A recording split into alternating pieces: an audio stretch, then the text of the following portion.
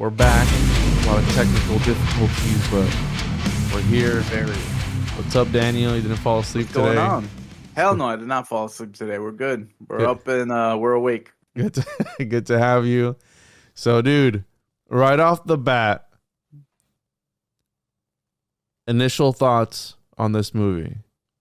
Arsenal. It was a very interesting movie for who was involved. When I looked into how this movie was made and who else was brought into the movie, I was very surprised. I was not expecting, and I'll just go into it. Did you expect to see Nick Cage's brother show up in this movie? Because I did not expect that. I didn't catch that part. What? It's his actual brother, the one called Buddy or whatever his name was, the one that was in the car, the one that looked like Steven Seagal, that he ended up beating him up and killing him. That's his brother. Was that his actual brother? That was his actual brother, bro. Yeah. I was like, was Steven Seagal in this movie? And then I looked it up, and then it said, I forgot his first name, but Coppola. And then I looked at it, it's like, it's Nick Cage's brother. I was like, dude, what? What? I was that surprised, bro. So, okay, let's take it in chronological order here, because this movie was interesting. Okay. Now it got confusing. It's got a horrible rating, dude. It's got a horrible rating. It's got a 4.0. And this is the guy from Entourage. We have, and Nick Cage wasn't, I want to say he wasn't a main character, right? He was the villain essentially of this movie, but his screen time. What's funny about it is they had one day to shoot with him, is what I saw in the like the liner notes. To shoot with who? With Nick? Note. They had 1 day to shoot with Nick Cage. 1 day. It seems unbelievable, but the way that you actually see him in the movie, I'm like, okay, that kind of makes sense. Because for the continuous shots of him having the blood on him and stuff like that, all the way to like the end of the movie, I'm like, okay, that kind of makes sense. Because you got to remember, he had like this prosthetic on for the nose, and the way that like they did his hair and everything, I was like, what the hell is it? He reminded me of, this is such a random reference, but you ever seen that movie Man on the Moon with Jim Carrey, where he plays Andrew Kaufman, or Andy Kaufman, I'm sorry, the comedian. I've never seen this one. So there's a guy that he would play called Tony Clifton. If you look it up, this is a musician, an artist. He does not exist. He's a parody character, right? But Nick Cage's like performance in this movie kept reminding me of that Tony Clifton character. And it just kept making me laugh. And this is like, Jim Carrey, this Tony Clifton guy?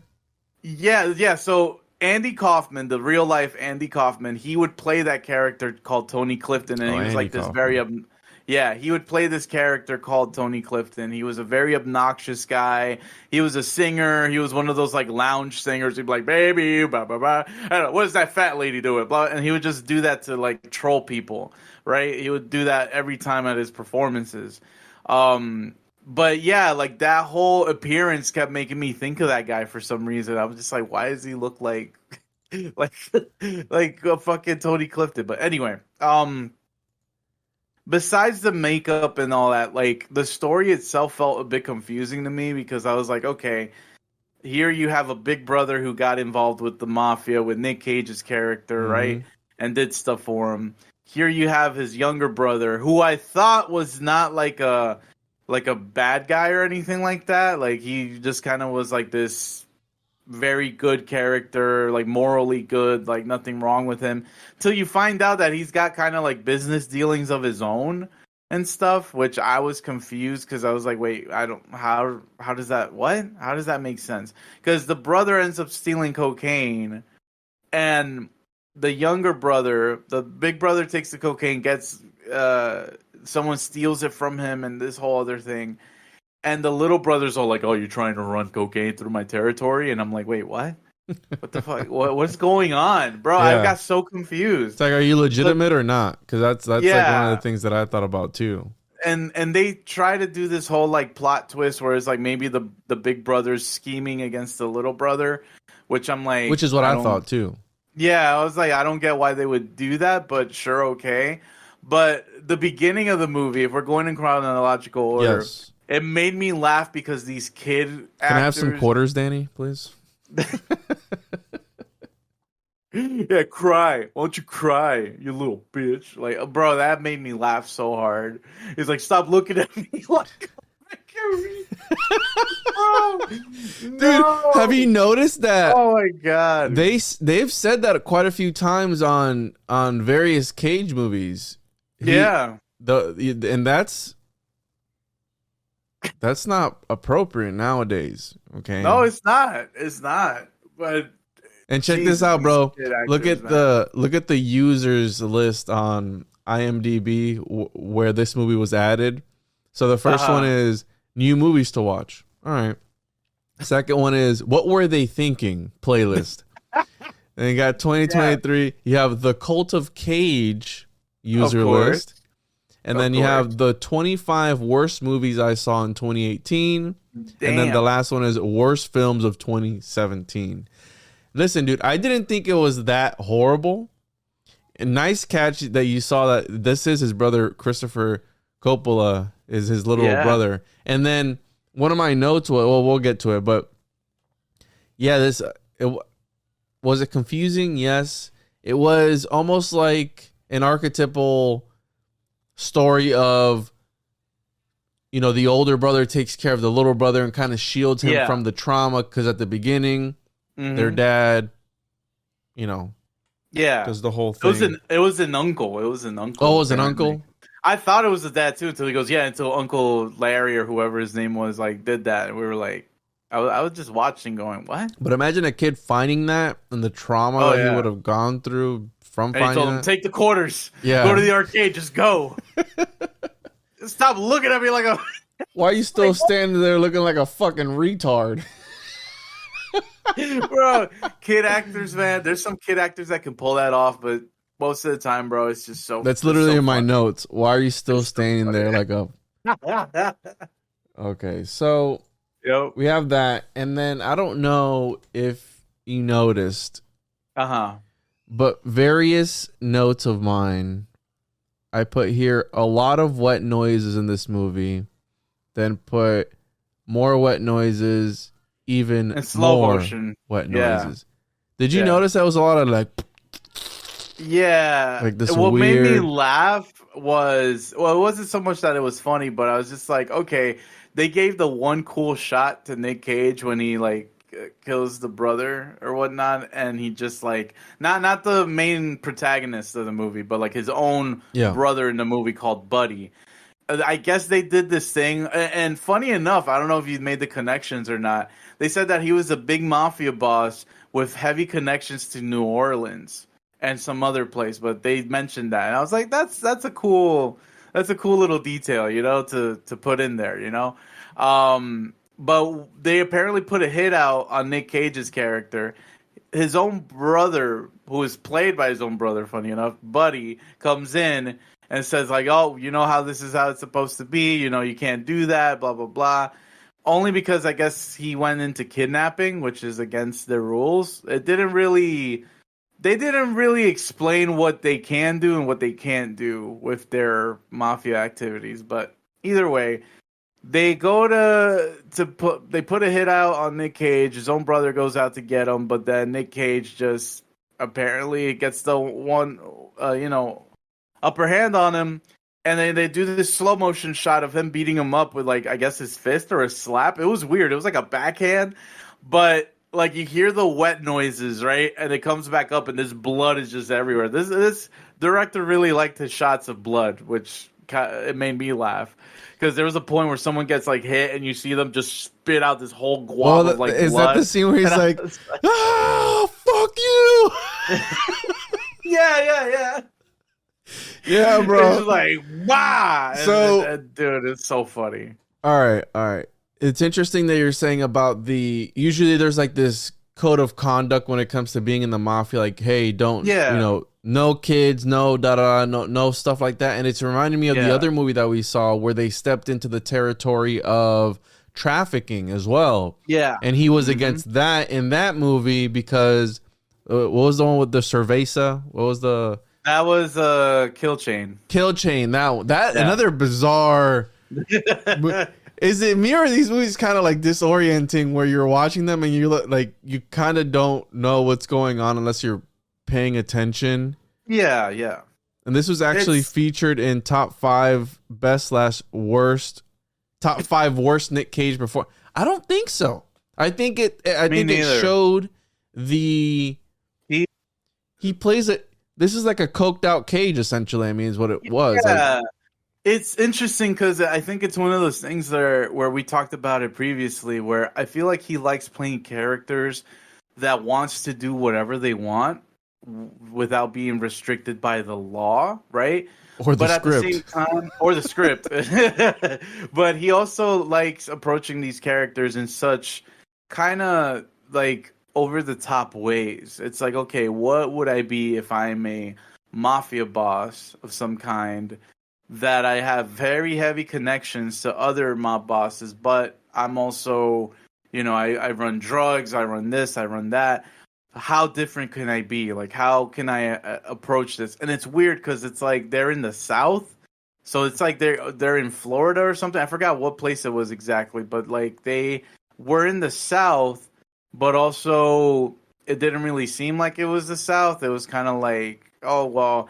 We can't do that because, people in New Orleans and this and that. So it's like, where exactly were they at? Like, I mean, I know it's in the South, but like I don't know if you catch my drift. Like, it didn't really specify like where they were at. And if they did point it out, it probably was like a blink and you'll miss it. Yeah. But I'm trying to see it just seemed like one of its like just kind of run of the mill regular type of towns. It didn't really seem like something that was crazy. Well, the soundtrack is Mississippi Delta, so they might have been in. They might have been down Mississippi.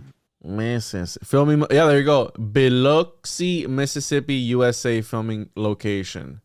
Okay. So, and apparently they had like a shooting days of like I think they had 15 or so days to shoot the movie, so they shot this really quickly. That's crazy, dude.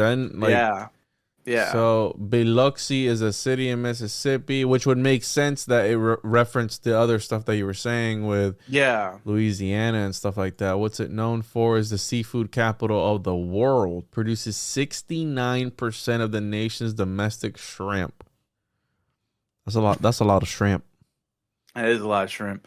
Apparently, this movie was supposed to be a sequel to another one of Cage's movies that what was it called? Deadfall? Have you ever heard of that movie, Deadfall? I've heard the game Deadfall. Right? Isn't there a game Deadfall? I think it's probably movie a game called Deadfall. What? Thriller from 2012? I believe so. I just remember looking while I was researching a bit about this movie. They said that this movie was supposed to be a sequel. Oh, 1993, bro. Deadfall. Oh, yeah. I see. Dude, hold on. So I can't pull up my screen for you to see it, but look up 1993 Deadfall Nick Cage. You're going to see exactly. I'm going to pull it up for the people to be able to see it, but you're going to see exactly why it would have been a follow. Oh, boy. Let me see. 1993. Yeah, I looked into it and I was just like, why would have this been a different He's wearing the nose and everything, bro. Oh, my God. Is this where the meme comes from with the fake nose and the Travolta Cage meme? Travolta Cage meme? No, that would have been the. Hold on. That would have been freaking. Oh my God. You see that? Yeah. Dude, that literally is the character. That's the character right there, dude. Nicolas Cage is insane. Oh, we gotta watch this movie, bro. This has a 4 out of 10 too. Oh, after losing his father, a New Yorker heads to California to fulfill his dying wish and locate valuables stolen years before by his uncle. So no, that's not the uncle in the movie. But golly, look, the budget was $3 million and only did 18,000. Wow. So it's funny because they had brought it up that this movie was supposed to And be Christopher a sequel, was the director, dude. but dude, yeah. But what's funny is that the director of this movie, Arsenal, didn't even know it was supposed to be a sequel. I guess this whole script and everything went through like different changes and different things. That even the title of the movie, it had a totally different title. That by the time they got to Arsenal, the director, the director of the movie was like, I don't get why it's being called Arsenal because It has nothing to do with the. Like it's like Arsenal doesn't really at no point there's no point where you see like a crazy amount of guns or weapons or anything. Hell, even to the point you see a flashbang grenade or stun grenade, and then they're like, what is that? Oh my god. Pay Like they never even encountered $6,000 that. for this thing, bro. It's like, all right. Bro, it was wild. I'm like, I thought it would have been some movie called like Brothers or something, something more related to what the movie was about, but it just seemed like a typical little action flick with some, thriller things in So, there regarding kidnapping. The also known as is Philly Fury, Southern Fury. Yes, those were the previous names. Were the because other they wanted names. to film in Philly, but they couldn't get access to Philly, so they had to film in the other spot. But in the United Kingdom, it released as Southern Fury. Mm-hmm. So interesting. But now looking back at this other Deadfall movie, I listened to an interview of Christopher Coppola, mm-hmm. which we might even be able to get him on, bro. I mean, we could probably contact him and get him on. If only we knew somebody who knew, right? Nick Cage. That'd be pretty great, but that'd be cool. We could probably get him on, but I'm pretty sure he was talking about a movie that he had directed that ruined his relationship with his brother. And it was like the nail in the coffin. And I'm thinking it's this movie because I have to listen back to that interview, but it had something to do with a movie and a character in it. And I'm thinking it's this one, this Deadfall movie where he directed it. And Christopher Coppola, let's see here. Let me see if I can Google that real quick. Christopher Coppola and Nick Cage relationship ruined. Because they had like a falling out, I guess. Yeah. So from Nick Cage, let's see here. On the jealous rivalry between Nicolas Cage and his uncle, Francis Coppola, and that's not it. Anyways, eight Cage in the curious case of the big rubber nose. All right, here. So it was this movie because in Deadfall, let's see here. Oh, this is a whole research. Oh, this is a research paper on how Coppola became Cage. We got to interview this guy. He wrote a book on it, and he actually interviewed Nick Cage. Okay. But it says here, in Deadfall, blah, blah, blah. So this chapter focuses on Nicolas Cage's odd appearance in two largely forgotten low-budget films, the teen sex comedy Never on Tuesday, 1989, and the critically panned neo-noir Deadfall, 1993. In Never on Tuesday, Cage appeared in a brief cameo as a strange man with a rubber nose, creating a character so bizarre that it became a topic of viral internet fascination 30 years later. In Deadfall, directed by his brother Christopher Coppola, Cage gave a chaotic, unwieldy performance seemingly inspired by Andy Kaufman's belligerent alter ego, Tony Clifton. So you were absolutely right. Cage essentially went rogue in Deadfall to his brother's great frustration and bewilderment. This chapter chronicles the story behind each film and argues that both films are a revealing glimpse into how Cage thinks about the push and pull between creativity and commerce. So, yeah, bro, this was the movie that drove a stake between the two brothers because he went like, I think we should watch that movie next. Yeah, that would be cool. That would be cool. And just see, because that way it'll piggyback off of this one. But yeah, dude, it was, I guess, bro, budget $3 million and only did 18,000. That's pretty bad. I mean, it's strange that I kind of want to know or find out why this movie Arsenal was supposed to be a sequel in some sort to that movie, because I want to know if it was done by either Nick Cage himself or if his brother had some type of dealing with it. I mean, he is in the movie with him, so it could have been that they, had some type of collaboration there or something. Well, yeah, maybe, and also maybe he could have been making up for the failure from 1993 of the movie. That's a lot of years in between. Mm-hmm. So, but it's a bizarre thing to do. Like, he kills his brother, his real brother in reality, in a movie. Yeah. That's weird, bro. That is, yeah. And he had to either sign off on it or something, because, that's just strange. That's just really strange. I bet you that as they were going along, they probably, because remember, dude, 15 days to shoot a movie, that's, you're on lightning speed, bro. You have to go quick. And apparently, for them to just have one day with Nick Cage, like, they went through this, like, blazing fast. They really did. So, all right. So that answers that question, because when I saw the two brothers scene at the beginning of my notes, I put, why the fake nose?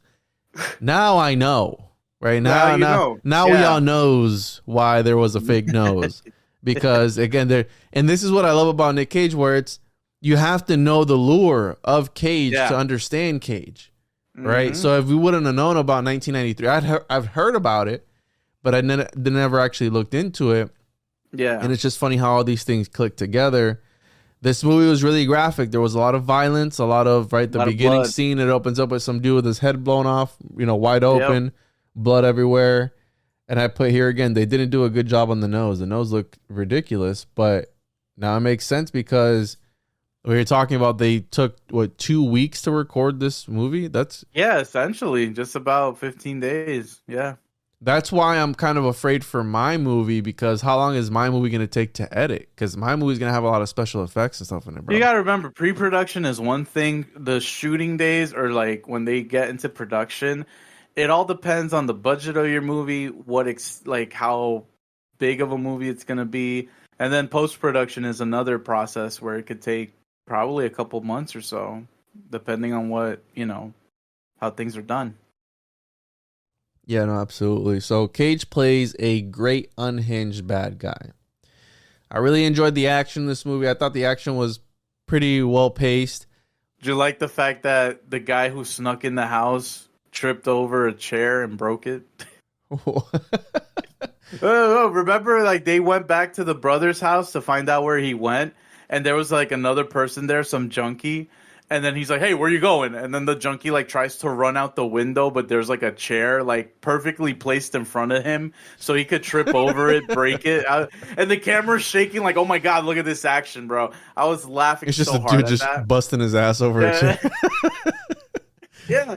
My other favorite part was with the niece, right? She's hanging out with the friend, and they're hanging out together, whatever. And he's like, "Here, take this," and it's weed or whatever, and she's like, "No, I'm not gonna do it."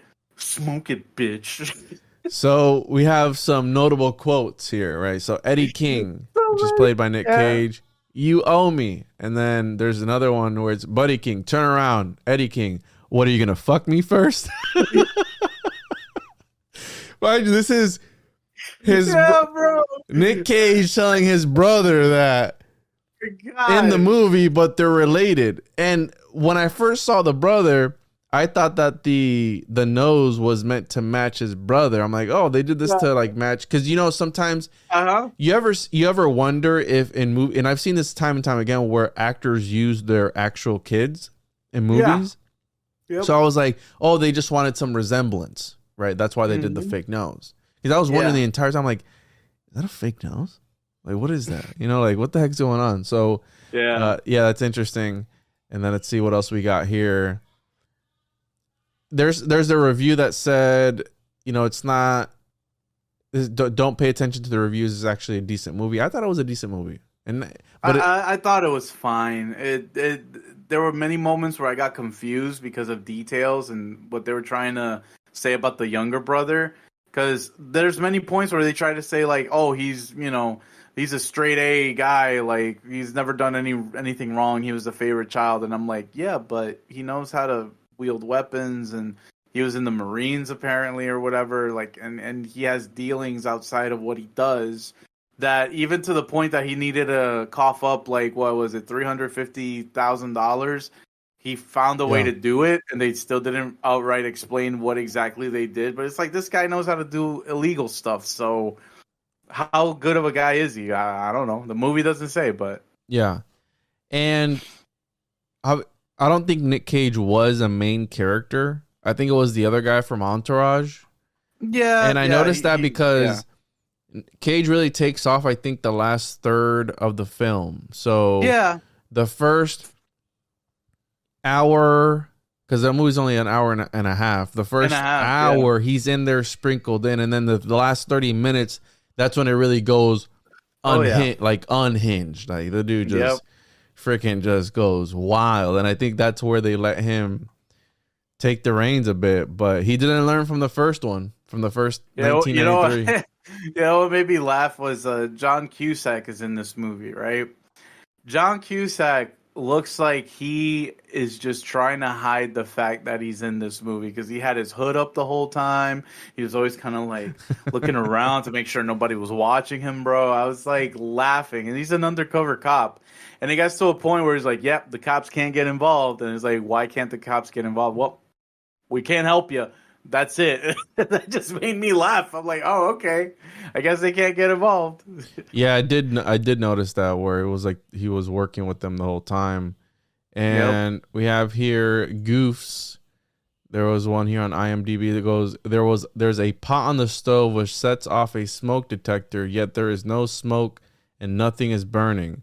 Also, she grabs the handled pot with bare hands along the rim. What part was that? Oh, that was when it was early in the movie. It was like when they're already older and stuff like that. Yeah. And they had the first family get together where it's kind of awkward because the wife is not like really talking to him and the daughter's all like upset and whatnot. Mm-hmm. It was in that scene where like when the scene starts, the wife of the Entourage guy. It's funny that we don't even call him by his name. It's just the Entourage guy. What's his name? Adrian. I don't know his name. Adrian Grenier. Yeah, that should be his name. It's funny because every scene he's in, I'm like, this is the Entourage guy. Like, for me, the whole credibility of like him being this character just wasn't there because I felt like he just looked exactly the same. From he's in Devil Wears Prada too. Yes, he was. It's actually one of my favorite movies, by the way. So when when she's like cooking, the wife is cooking or whatnot, their smoke detector goes off and she goes, shit, whatever, and she grabs the thing. She does grab it along the rim. I totally forgot about that, but that does happen. It's fine. It made me laugh. Dude. It's fine. It's an independent movie. What are you gonna things expect? happen, in my movie there's probably gonna be some goofs too. It's gonna be okay. But it happens. So we have this guy, Adrian Grenier, Devil Wears Prada, Entourage, which they did a lot of episodes. Did you ever watch that show? I think I watched like maybe one or two. Yeah, I think I may come across it like a few times. It wasn't anything that I would keep watching, but there's an Entourage movie too in 2015. There is. Yep, there was one. Yep. Interesting. So anything else on this particular movie? I think it was I liked it. What are we gonna rate it on the Cage Rage meter? Cage Rage. This has a 4 online, bro. Mind you, it has a 4. I think it justifies the 4 only because even for the car chase sequence, I was like, this is very cheap, which I understand why it's cheap, but it's funny. It's like, okay, how can we make this look intense? The street is like empty and the car goes by, but the camera's got to be like, whoa, whoa, whoa, whoa, whoa. Look what's happening. Whoa. I'll give it a 4. To me, I give it a 4. Yeah, let's go 4.5. Let's meet in the middle. Yeah, 4.5. Let's meet in the middle, bro. A 4.5. Because I understand, but it had good action. Yeah. It has interesting lore. So if you look, you have to. it makes it that much more interesting if you understand, like, oh, this was meant to be a piggyback off of that. Damn, that's crazy. And then like his brother's in it. Yeah, I like the fact that now I don't know about you, but like I'm catching on to the detail that he likes to play these characters that don't have any restrictions in terms of power hungry, like people, whether it's mafia bosses or just in general. Like he likes to have a character that it's either playing opposite or playing to the whole just wanting to do whatever they want. I like that. I like that so far. It really says something about him in some ways, you know? I have a new sense of appreciation for the Cage himself. Oh yeah. You know. For sure. So here let's run the wheel. You're not gonna be able to see it, the people will. No, that's fine. That's fine. You know? Let's run the wheel here. We've excluded 85. So far we've done I think 7 or 8 of these, okay, at the time of this recording. And let's spin the wheel here to see what we come up with for the next one. If we don't like it, then we'll pick one. But yeah, let's go. So it's spinning, spinning, spinning.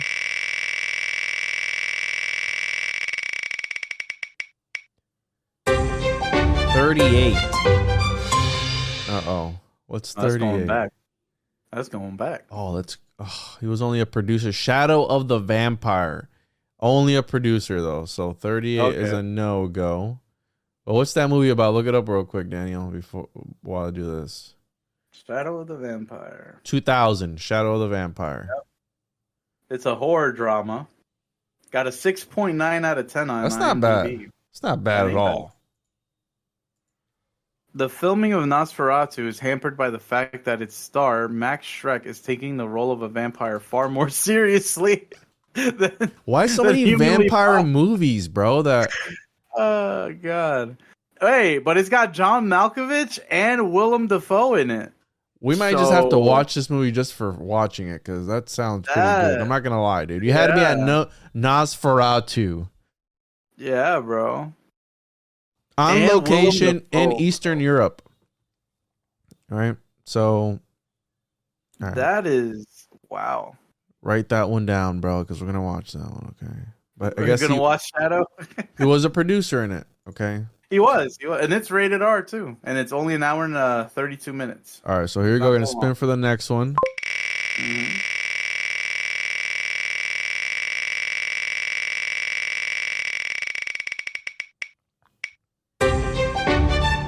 $28. Let's see what we got for 28. The Rock.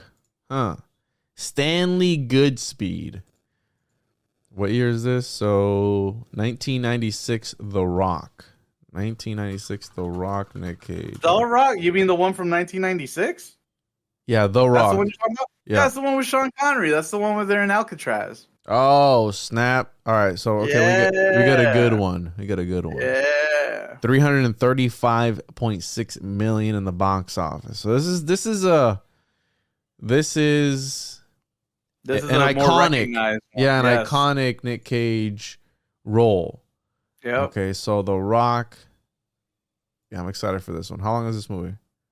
This one is just 2 hours, 16 minutes. Golly, dude. 2 hours. Well, it's almost like the 9/11 movie was 2 hours, right? And change. Yeah.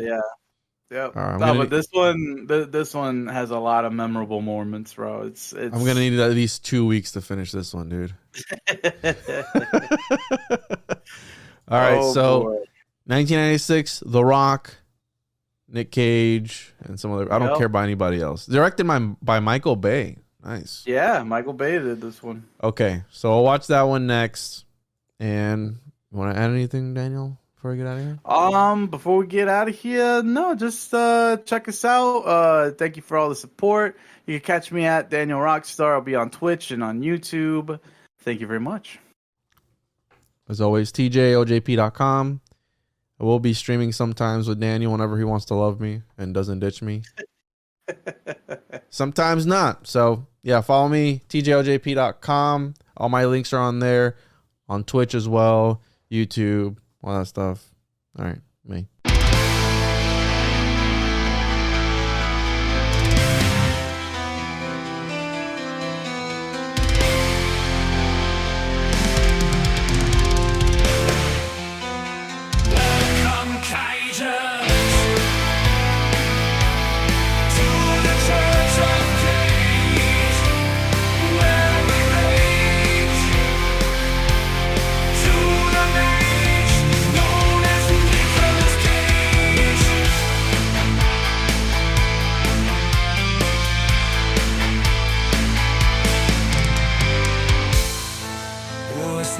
Nicolas Cage.